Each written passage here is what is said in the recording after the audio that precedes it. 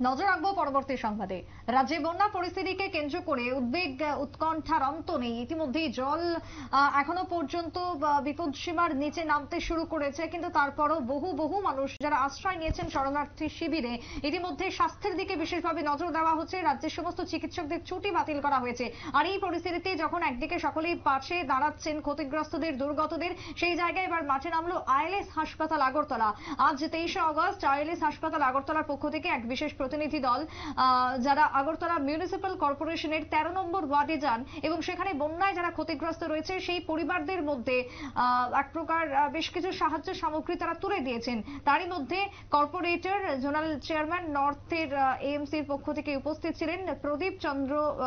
তিনি ছিলেন। প্রদীপ চন্দ্রের উপস্থিতিতে কিছু খাবার এবং শুকনো খাবার, বিস্কিট, জল সবটাই বিতরণ করা হলো ওই সমস্ত ক্ষতিগ্রস্তদের। স্বাভাবিকভাবে যারা এই মুহূর্তে শিবিরে আশ্রিত রয়েছেন তারা খুশি এই পরিস্থিতিতে, এই মুহূর্তে দাঁড়িয়ে আইএলএস হাসপাতাল যেহেতু তাদের পাশে দাঁড়িয়েছে। তবে সব মিলিয়ে রাজ্যের এই মুহূর্তের পরিস্থিতি যথেষ্ট এক প্রকার ক্ষতিগ্রস্ত এবং ভয়াবহ। বহু বহু মানুষ ঘরছাড়া রয়েছেন।